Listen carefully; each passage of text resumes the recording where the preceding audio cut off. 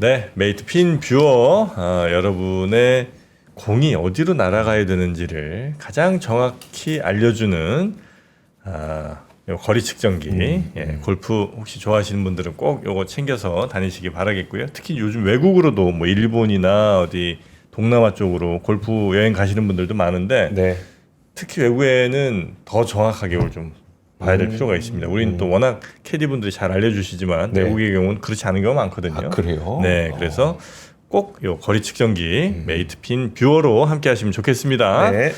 자, 그러면 이제 대선이 2주 남았죠. 네. 2주 남은 대선 과연 우리의 후보들은 어떤 공약들을 갖고 또 경제 앞으로, 분야에서 경제 네. 분야에서 어떤 대한민국을 만들어내려 하는지. 물론 공약이 그렇게 지켜진 경우는 많지 않습니다만 그래도 이제 어떤 계획을 갖고 있는지 정도는 네. 알고 있어야 되니까 그거 한번 비교해 보도록 하겠습니다. 박상윤 교수님 오늘 모셨습니다. 어서 오십시오. 네, 안녕하세요. 네, 반갑습니다. 아주 어려운 주제로 오늘 좀 내용을 풀어주셔야 될 것 같은데 네. 왜냐면 이제 워낙 다들 이제 본인이 지지하는 뭐 분들이 있을 거 아닙니까, 그죠? 그래서 그분들의 생각과 조금 다르면 이게 설령 옳으냐 그러냐에 앞서서 감정적으로 좀 댓글이 반응이 올 수 있거든요. 네, 그런 것들은 이제 익숙하시죠? 네. 네, 그냥 잠깐 네. 마음을 내려놓으시고. 그래서 뭐 이렇게 전문가로서 제일 중요한 건 일관성이라고 저는 생각해요. 네. 그러니까 대상에 따라서 기준이 달라져서 되는 건 아닌 것 같고요. 네. 일관된 기준으로 평가를 하는 게 전문가가 해야 될 일이 아닌가 싶습니다. 네, 좋습니다. 그럼 일단 그 경제 분야 토론이 지난 일요일에 있었죠? 네. 보셨죠? 맞습니다. 네. 예. 일단 총평 한번 좀 들어볼까요?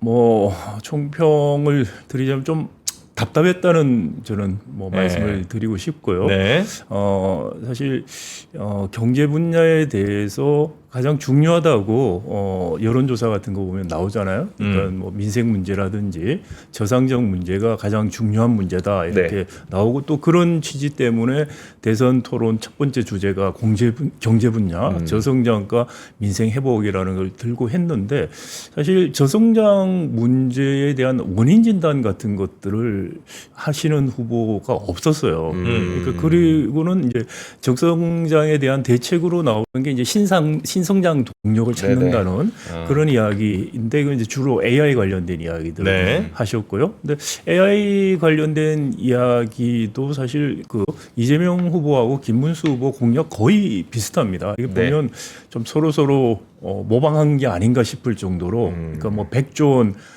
펀드, 민간이 펀드냐, 민간 합동 펀드냐, 약간의 뉘앙스 차이는 있습니다만, 뭐 펀드 조성한다. 그다음에 전주기에 대해서 지원하겠다라는 거라든지, 그다음에 인력 양성하겠다.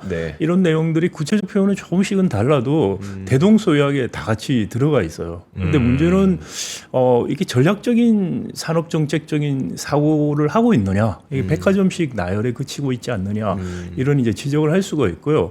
이준석 후보가 이게 토론 때 이재명 후보한테 그런 걸 좀 지적을 했죠. 근데 또 보면은 이준석 후보 같은 경우는 10대 공약에 AI 관련된 공약 자체는 없어요. 그냥 정부 부처 조직 통폐합해서 전략 부총리를 만들어서 AI 전담한다. 그 정도 아주 추상적인 내용이 있고요. 근데 다른 두 후보 같은 경우는 뭐 지원 정책 중심의 공약들이 있는데 예를 들어서 이제 AI 산업이 중요하다는 건 다 알고 있는데 현재 전 세계적인 AI 산업의 현황과 우리 준비 정도에서 어떤 것들을 전략적으로 할 것인가라는 그런 설명은 없다는 거죠. 예를 들어서 챗GPT 같은 한국형 챗GPT를 만들겠다는 건지 이재명 후보는 좀 그런 이야기를 했었죠. 모두의 AI 뭐 이런 이야기를 했었고 그리고 이제 거기에 대해서 질문하니까 사실 뚜렷한 대답은 사실 못 내놨다고 저는 생각이 되고요. 또 아니면은 이제 스타트업 중심으로 그 AI를 응용해서 하는 스타트업들을 지원해서 이제 글로벌 진출을 돕는 그런 전략으로 갈 것인지 아니면 우리가 뭐 챗GPT나 오픈 AI라든지 이런데 전략적 투자자로 참여하겠다는 건지 아니면 뭐 이거 다 하겠다는 건지 뭐 그런 구체적인 로드맵이 없어요. 이거 어떻게 보면 AI라는 게 지금 아주 최근에 핫한 주제가 되다 보니까 네. 아 이거 신성장 동력이다 이렇게 이야기하고 모든 걸 나열식으로 다 지금 하고 있어서 실제로 뭐 어떤 식으로 정책이 이루어질지 이런 게 아직까지 불분명하고요. 더 중요한 거는 그 제조업 위기 그리고 이제 동남권에서 나타나고 있는 산업 공동화 문제들, 오래된 네, 산업들 네. 그런 부분들 어떻게 할 거냐는 거죠. 앞으로 공장 폐쇄, 실업 문제 이런 것들이 일어날 가능성이 매우 큰데 그 부분에 대해서는 모든 후보들이 아무 이야기를 안 해요, 기본적으로. 그래서 예, 그리고 저성장 원인이라고 생각하는 가장 큰 제조업 위기 문제. 네. 이걸 어떻게 극복할 것이냐. AI 산업 하나로 그러면 이 모든 걸 다 덮고 갈 수 있느냐. 전혀 가능성이 저희가 보기에는 없어요. 그런 문제들이 심도 있게 좀 토론이 있었어야 되는데 후보들 모두가 여기에 대해서 그다지 전문성은 없는 것 같고요. 준비도 안 된 상태였다는 것 때문에 기본적으로 좀 답답했다는 말씀을 제가 드렸고요. 이제 뭐- 저는 보면서 약간 좀 모두가 다 좋은 얘기, 물론 이제 후보들이니까 뭐 국민의 선택을 받아야 되니까 그럴 수는 있긴 하겠습니다만 모두가 다 좋은 얘기만 하다 보니 아무도 안 좋은 거랑 무슨 결과 차이가 있는지 모르겠어요. 그러니까 뭐 지방도 살려야지, 저 수도권도 살려야지, 그 다음에 중소기업도 살리고 대기업도 잘 나가게 하고 청년도 살리고 저 노인층도 살리고 모두가 소득 다 높아지고 그렇다고 부자들한테 뭐 세금 더 걷는 것도 아닌데, 그러니까 모두가 다 해피해. 그 얘기들을 듣고 있으면 그리고 AI도 뭐 100조 투자하고 뭐 바이오도 어디 뭐 투자하고. 하여튼 안 좋은 데가 없어. 농민도 살고 뭐 제조업도 살고 IT도 살고 그동안은 왜 안 했는지를 모르겠는 것 같은 느낌? 네, 이제 그런 거죠. 기본적으로 말씀하신 것처럼 많은 분들이 아마 좀 답답함을 느꼈던 게 그런 부분이 아닌가 싶고요. 예를 들어서 감세 김문수 후보라든지 이준석 후보 같은 경우에 전형적인 보수 어젠다 감세 규제 완화를 들고 나왔어요. 그런데 그런데 또 한편 보면 김문수 후보 같은 경우에는 이재명 후보만큼이나 돈을 쓰겠다는 공약도 내놨습니다. 사실 이게 어떻게 보면 윤석열 정부가 했던 그 경제 정책들을 거의 탑승하겠다. AI 빼고는 지금 그렇게 한마디로 요약을 할 수 있는 공약인데 뭐 이제 이재명 후보 같은 경우도 증세하겠다는 이야기는 없고요. 그다음에 계속해서 돈 쓸 이야기들을 많이 하셨는데 이제 문제는 그러면 재정 적자 어떻게 할 거냐라는 거죠. 국가 채무 어떻게 할 거냐인데 저는 그래서 이번에 느낀 것 중에 하나가 중앙선관위에 이제 후보 등록을 하면서 10대 공약을 제시하게 됩니다. 네. 10대 공약을 제시하고 각 공약마다 재원 마련 계획이라든지 규모를 쓰라고 돼 있는데 네. 굉장히 추상적으로 썼네요. 그래서 그게 아니고 다음부터는 아예 10대 공약 하나하나 말고 10대 공약 통틀어서 총 재원이 얼마 들지 구체적으로 아이템화해서 쓰고 네. 조달 계획도 구체적으로 쓰는 거를 의무화시켜야 되지 않을까 싶어요.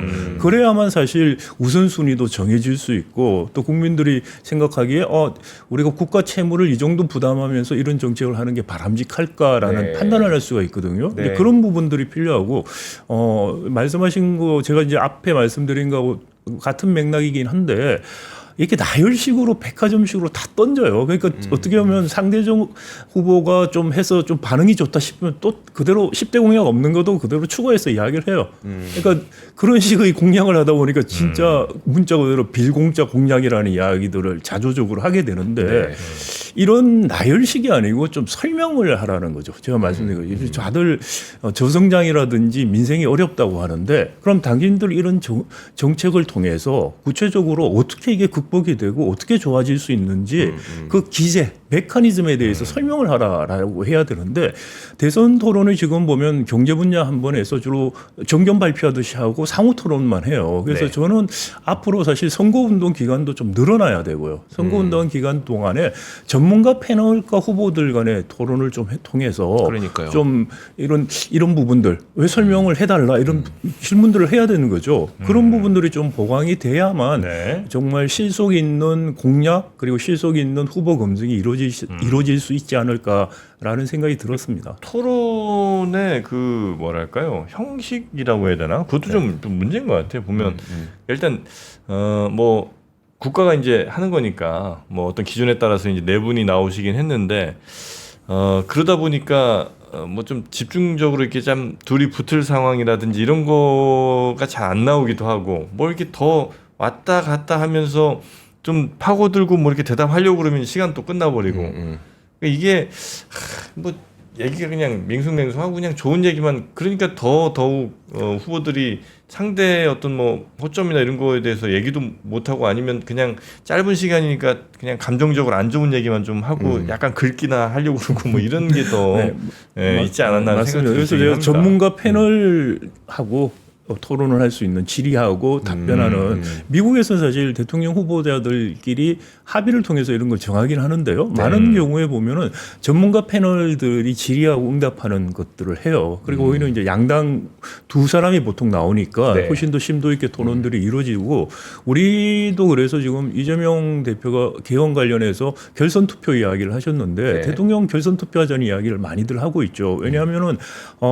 결선 투표가 아니고 다수 득점자가 되다 보니까 후보 나오는 단계에서 단일화 뭐 이런 것들이 많이 이루어지고 네. 그러다 보니까 좀 다양한 의견 같은 것들이 정치 과정에 반영이 안 돼요. 그래서 저는 결선 투표를 하게 되면 지금 말씀하신 것처럼 뭐 1차 라운드에서는 어쩔 수 없이 다수가 토론을 하더라도 마지막에 사실 결선 투표하게 되면 1대1로 가는 거죠. 그때 이제 더 심도 있는 토론들 그리고 이미 한 차례 이야기했던 거 바탕으로 네. 더 심도 있는 질문도 이루어질 수 있지 않을까 싶습니다. 사실 저도 그래서 보면서 제일 아쉬웠던 거는 이게 시간이 없어서 저분들이 말씀을 줄이는 건가라는 생각이 들 정도로 뭔가 알맹이가 빠진 듯한 느낌을 많이 받았었는데 근데 이제 AI 쪽은 워낙 방대하죠. 그러니까 전력을 누가 생산할 것이며 그 원전일 거냐 풍력이냐 태양광이냐 거기서부터 해서 전기는 뭘로 연결할 거냐 데이터 센터는 뭘로 할 거냐 거기서 생산 누가 할 거냐 LLM을 누가 만들 거냐 너무 방대하니까 그렇다 쳐도 우리가 지금 어떤 우리 내수가 힘들다고 하는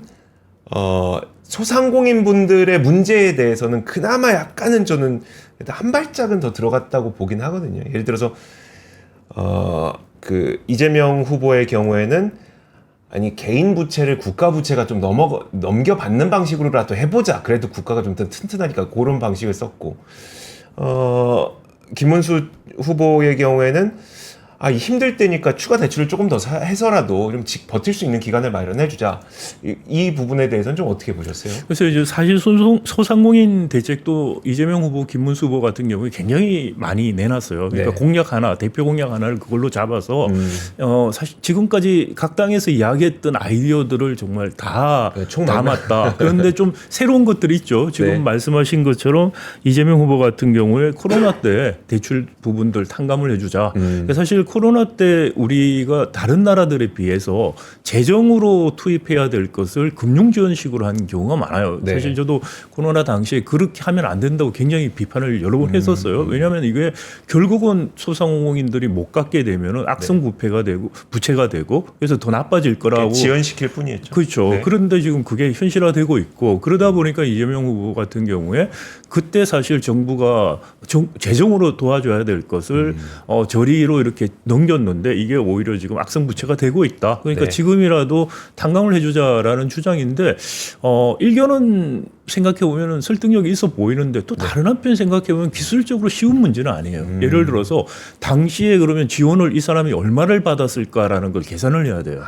그 쉽지 않죠. 그다음에 네. 그럼 일괄적으로 얼마를 준다고 하더라도 그럼 당시에 소상공인 하다가 폐업하신 분들은 어떻게 할 거냐는 거예요. 이미 폐업을 하신 분들 그런 문제들 그러네요. 때문에 사실은 아이디어는 좋은데 실제로 실행하기엔 행정 비용도 많이 들고 쉽지는 않고 오히려 그럴 것보다는 네. 지금 당장의 어려운 분들 중심으로 예를 들어서 채무 탕감이 어렵다면 예를 들어서 지금 도산들 많이 하시죠. 네. 그리고 소상공인들 같은 경우에는 실업보험이 안 돼요. 그러니까 그렇죠. 그래서 이 네. 사각지대에 있는 건데 오히려 그런 부분들 실업보험과 준하는 그런 정부의 지원 같은 거 그런 걸 통해서 재기할 수 있도록 도와주는 그런 쪽에 오히려 돈을 쓰는 게 저는 맞지 않을까 싶고요. 김문수 후보가 말씀하신 정책 자금 확대하자. 뭐 네. 예를 들어서 뭐 소상공인 시장 진흥원이라고 하는 소진공이라고 불리는데 네. 이거 통해서 한 직접 대출 90%까지 하자 이런 이야기를 하는데 그런데 이건 어떻게 보면 빚으로 빚을 갚아주는 네, 네. 그죠? 당장에 필요할 수도 있어요. 어려운 분들을. 근데 지금 우리 전반적인 내수나 경제 상황을 봐서 이게 지속 가능한 정책인가? 그리고 지금까지 나왔던 많은 소상공인 대책들 역대 정부마다 많이 나왔는데도 불구하고 네. 사실 구조적으로 좋아지는 게 없어요. 그러니까 이거는 다시 이야기하자면 이게 우리가 지금 이런 단편적이고 즉흥적인 정책들 도와주는 정책이라는 것들이 필요할 때도 있지만 이거는 답이 아니다라는 것을 네. 지난 20년 동안 우리가 경험을 한 거죠. 이게 구조적인 문제가 해결이 되지 않으면은 소상공인 문제, 내수 문제가 해결될 수 없다. 라는 걸 깨달을 때가 됐다고 생각이 돼요. 근데 네. 저는 그래서 이런 문제도 당장에 급한 것은 이런 식으로 도와주겠지만 우리가 드디어 이제는 구조적인 개혁을 통해서 구조적으로 바꾸겠다. 이런 공약과 말씀을 하시는 후보가 있기를 바랬는데 거기에는 전혀 미치지 못했다. 이제 그런 게 또 제가 들으면서 이제 답답하게 느꼈던 부분들입니다. 그 지역화폐나 이쪽 부분은 어떻게 좀 보셨어요? 네, 뭐 사실 그 소상공인 대책으로 모든 걸 다 이야기했어요. 지원하고 그다음 금융 지원 뭐 그리고 전문은행 만들겠다 네. 이야기도 하고 그리고 그러니까 지역 소비를 촉진하겠다 해서 차이가 뭐냐면은 이재명 후보는 온누리 상품권 더하기 지역화폐 이야기를 했고 네. 김문수 후보는 온누리 상품권 이야기만 했어요. 그 차이밖에 없어요, 사실은. 근데 실질적으로 대규모로 지역화폐를 발행하거나 온누리 상품권 발행하면 큰 차이는 저는 기본적으로 없다고 생각을 해요. 네. 단지 그것을 큰 차이로 자꾸 만드는 거는 실질적인 효과보다는 거의 좀 어떻게 보면 이념적인 논쟁에 가까운 그런 시사고시 입장에서 보면은 좀 좋지 않은 그런 논점으로 시간을 낭비하는 게 아닌가라는 생각이 듭니다. 그리고 이제 토론에서는 사실 그 커피온도 120원이랑 그 호텔 경제학이 이제 이슈가 좀 많이 됐잖아요. 네. 근데 이제 뭐 커피 연두는 뭐 그렇다 치고 그 호텔 경제학에 대해서는 서로 입장이 좀 다른 것 같더라고요. 네. 그럼 뭐가 좀 그러니까 이제 보실 재정 때는? 네. 지출을 통해서 경제를 살릴 수 있다라는 이제 주장을 하시는 분들이 계시죠. 근데 네.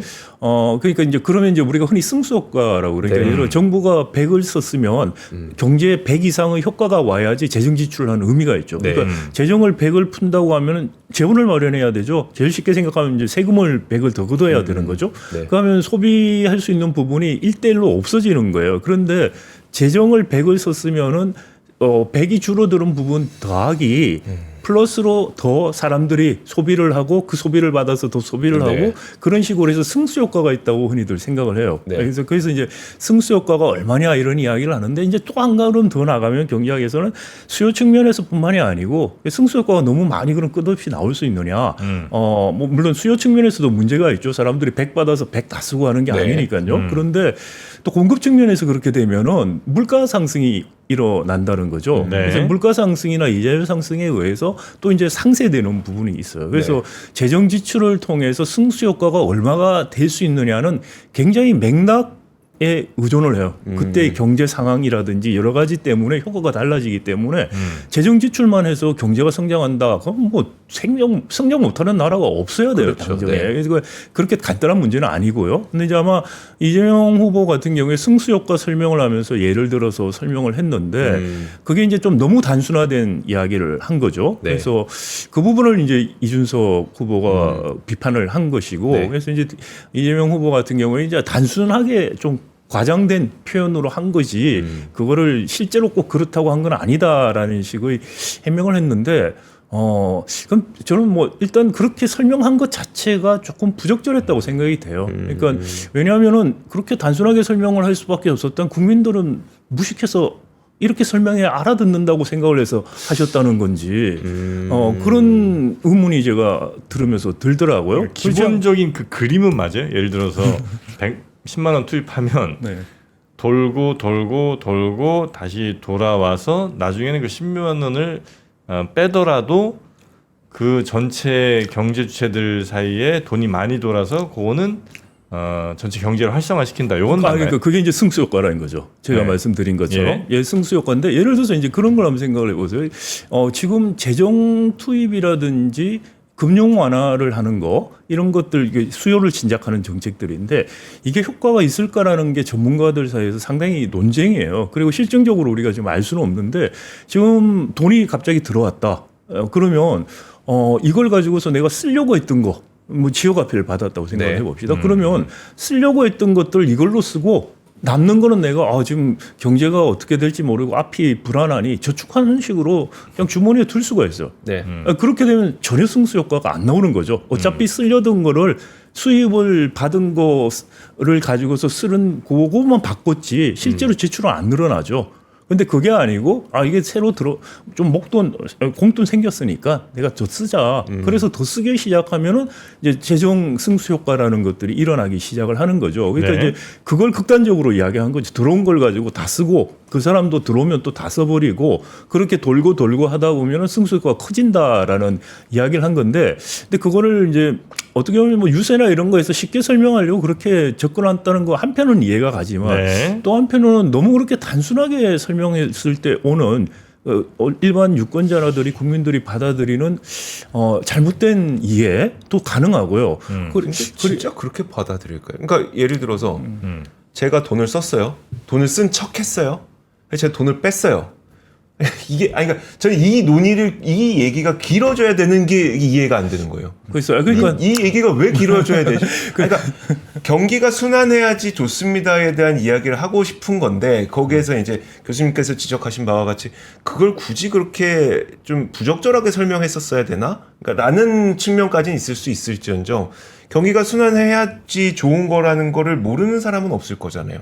내가 돈 쓰고 그 다음 사람 돈 쓰고 하는 게 돌아야 된다는 거. 그래서 이 얘기가 왜 길어져야 되지? 왜 이게 가장 핫한 이슈가 됐지? 글쎄요. 그러니까 뭐 지금 이준석 후보 같은 경우에는 사실 공약 자체를 보면 굉장히 좀 부실해요. 10대 공약 나와 있는 네. 거 보면. 근데 토론에서도 본인의 공약이나 이런 것들에 대해서 설명하는 것보다 주로 이제 이재명 후보의 좀 문제가 될 수 있는 부분들을 짚어서 그쵸. 이제 그걸 이제 주로 공략하는 그런 이제 태도를 취했다는 것이고요. 사실 그 이준석 후보 공약을 쭉 보면은 김문수 후보는 감세, 부자 감세 특히 그리고 이 규제 완화, 네.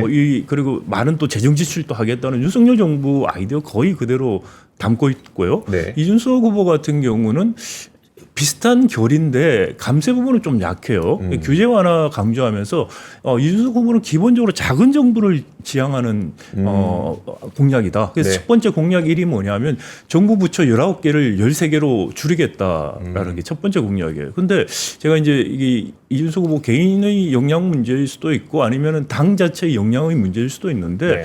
이걸 보고 저는 상당히 좀 경악을 했어요. 왜냐하면은 우리 헌법에 국무회의를 하려면 대통령, 국무총리, 국무위원 최소 15인이 필요해요. 네. 그 13개 부처를 줄여버리면 국무회의를 안 하겠다는 이야기가 되는 거예요. 그러면 국무회의, 그럼 나중에 이런 비판하면 그런 식으로 말하겠죠. 무임소 장관이니 뭐해서 2명 채우면 됩니다. 그러면 왜 부처를 13개로 줄이냐고요.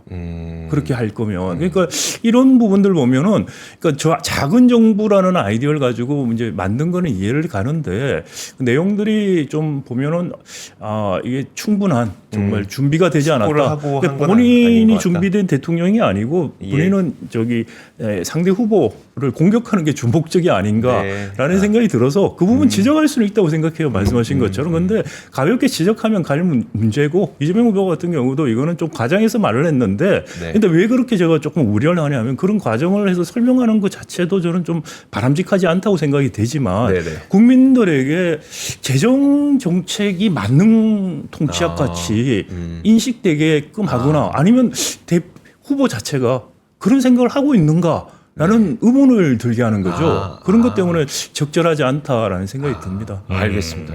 오. 그리고 이제 우리 어쨌든 시청자분들은 또 투자하시는 분들이 많을 테니까 뭐 주가에도 관심이 좀 많으실 텐데 지금 뭐 코스피 5천 뭐 이야기도 좀 나오고 있고요. 그리고 증시를 조금 더 저평가된 걸 좀 제대로 된 평가를 받기 위해서 상법 개정이라든지 뭐 이런 것들 많이 좀 자본시장법 같은 개정에 대한 이야기가 좀 많이 있지 않습니까? 네. 요거는 혹시 어떻게 좀 보셨습니까? 사실 상법 개정은 저는 이제 해야 된다고 생각해요. 당연히 이게 사실 우리 상법의 문구 자체가 일본 상법을 모방한 거거든요. 근데 일본에서는 동일한 문구 회사의 총 이익이라는 것을 주주의 개별 주주의 총 이익이라고 생각을 해요. 비례적 비례적으로 보호한다는 게 일본 대법원의 판례고 네. 일본 정부에서도 M&A 가이드라인 같은 거에서 주주의 이익을 비례적으로 보호해야 된다고 돼 있어요. 근데 문제는 뭐냐면 동일한 법을 우리가 가져와서는 해석을 대법원에서 아주 다르게 해버린 거예요.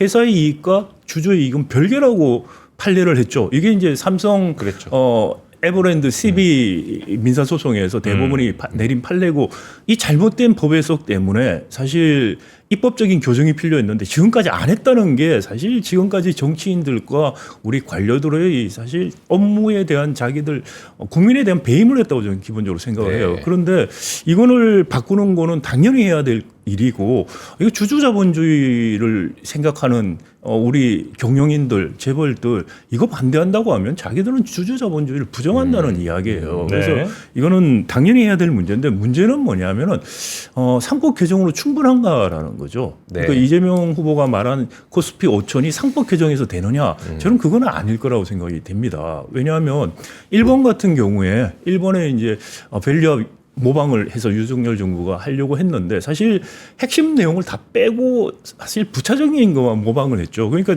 효과가 없었는데 네. 일본의 밸류업은 아베노믹스의 세 번째 화살이 본격적으로 네. 구조조정 부분들이 시작된 2014년 15년부터 시작이 됐고요. 이게 일본 스튜어드십 코드 그다음에 네. 일본 기업 지배 코드를 도입하면서 일본의 공기금을 담당하는 이름이 저펜 파블릭 펜션 인베스트먼트 펀드라는 네. 건데요.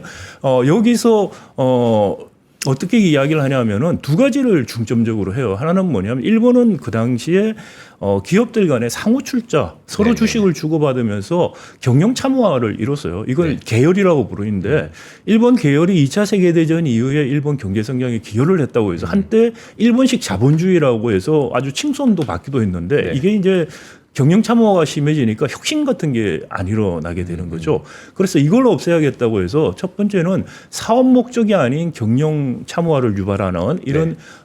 상호 출자를 해소하라는 게 첫 번째였어요. 두 번째는 뭐냐면은 일본은 그러다 보니까 계열이고 장려가 이루어지니까 이사회가 다 사내이사로만 구성이 돼 있었어요. 네. 그래서 사회이사를 뽑아라 최소한 2명을 그렇게 시작을 해서 이게 상당한 효과를 봐요. 일본 주식 시장이 네. 2014년부터 추세적으로 쭉 올라가거든요. 근데 이건 주로 근데 처음에는 큰 기업들 네. 그리고 수출 기업들 잘 나가는 기업들한테 적용이 됐어요. 그러다가 2023년에 와서 일본 증권거래소에서 한 거는 이것을 도메스틱 국내 기업 그리고 중견기업까지 확장하자고 해서 같은 내용을 그걸 이제 확산시킨 게 밸류업 프로그램이라고 부른 거죠.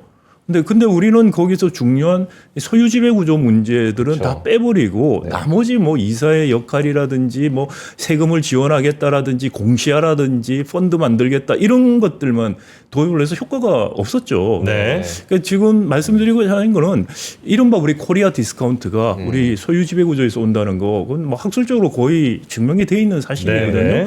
이 소유 지배 구조 개선 코리아 디스카운트 해소 없이 코스피 5천 못 간다 말씀 하나 드리고 싶고 또 하나 더 추가해야 될 것은 우리가 이제 코스피 5천 이야기하는 이유는 뭐냐면은 GDP 대비 시가총액을 보면 대만이 우리가 2배쯤 돼요.